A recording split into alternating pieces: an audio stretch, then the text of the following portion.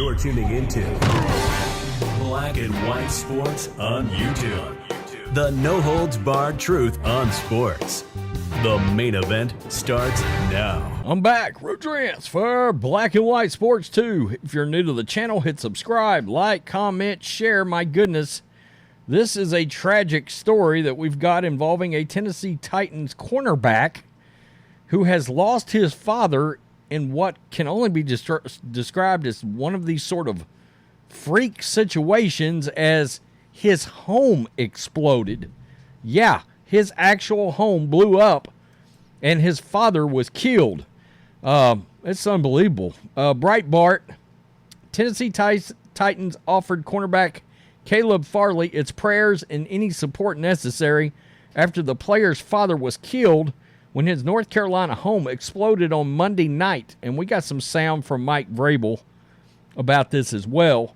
The Mooreville, North Carolina home where the player's father was living but titled to the player exploded overnight, August 21, killing the player's 61-year-old father, according to Titan Insider.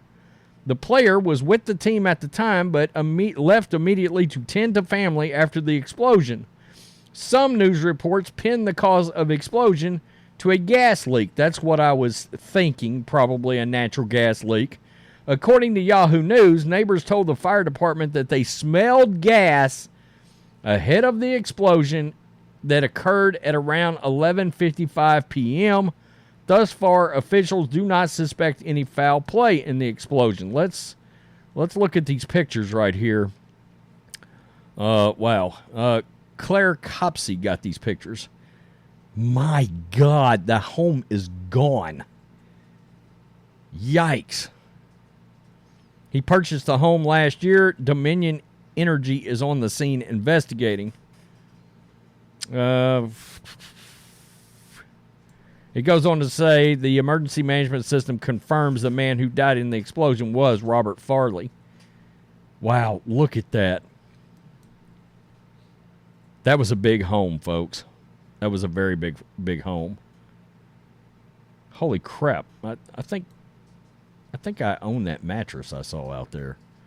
Holy Jesus, this home is demolished. It is demolished. It is gone. Let's see.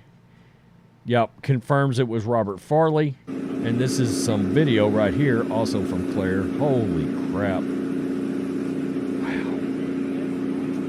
This is unbelievably bad.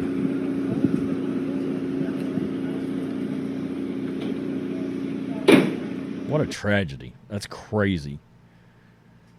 Titans coach Mike Vrabel said the team is supporting the player. Yeah, Jim Wyatt got this video from Mike Vrabel. Let's listen to it.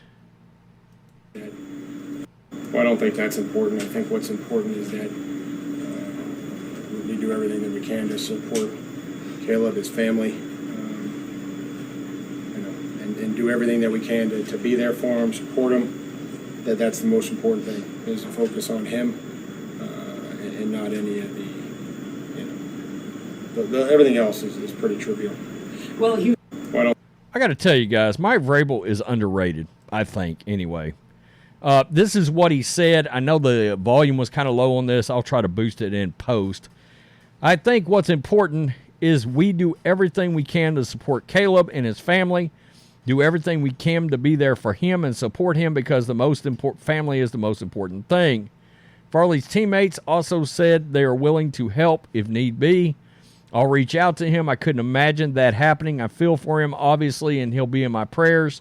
You just feel for him. That's outside linebacker Harold Landry. I'm just praying for Caleb.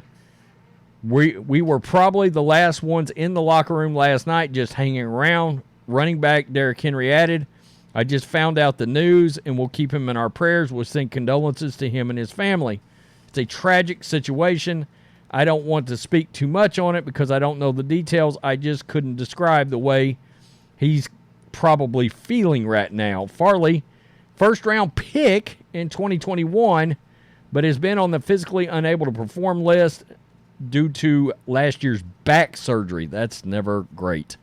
But he also missed most of his rookie year due to a torn ACL. So it's man, that's a situation where you hope things can turn around for the player himself, so he can just even get back on the field and play. And maybe this is one of those sort of tragic situations where the player comes back, maybe he's able to get healthy, and unfortunately a bad situation and a tragic situation is something that can sort of go into him from a mental perspective and maybe fuel him to succeed as a football player. I mean, I know that sounds crazy, but a lot of times when tragic things happen, a lot of people do pour themselves into their jobs, okay, and into their work. I know I have.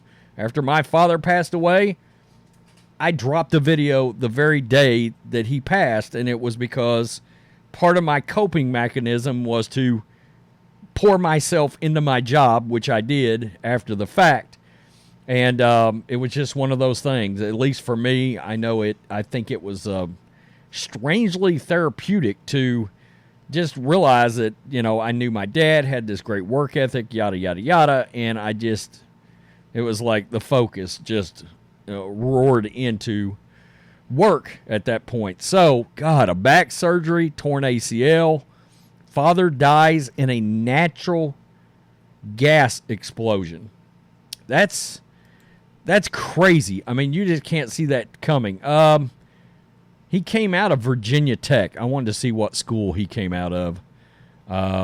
First round pick. I mean, when you're a first round pick, you're talented. You got all the talent in the world.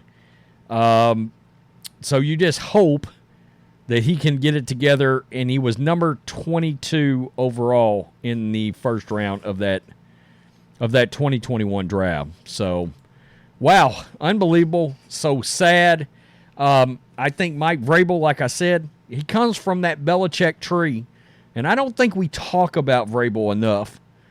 When we start talking about really damn good coaches in the league. In fact, I would say, is Vrabel maybe the best coach in football aside from Kyle Shanahan that has never won a Super Bowl? Because Andy's got one, even Sirianni's got one now. Belichick's got 1 million. Mike Tomlin's got one. But Mike Vrabel is sort of slept on as how good of coach. And, that's a Belichick tree guy that sure worked out for the Tennessee Titans. And I've actually said I think they win the AFC South this year. I know everybody is on those Jacksonville Jaguars, and I get it. Trevor Lawrence, yada, yada, yada. But look, this is always a competitive team, highly competitive team. They got DeAndre Hopkins now. Derrick Henry is going to be there. And if Ryan Tannehill is healthy, I mean, this team all of a sudden doesn't look that much different. You get some of that talent back at wide receiver. You lost from A.J. Brown getting traded, one of the worst trades in the history of anything, and I think got that GM fired. I think they win 10 games. They feel like a 10-7 team to me. Tell me what you think. Peace. I'm out. Till next time. Thanks for watching the show. Be sure to like, comment, and subscribe. Be sure to tune in next time on Black and White Sports.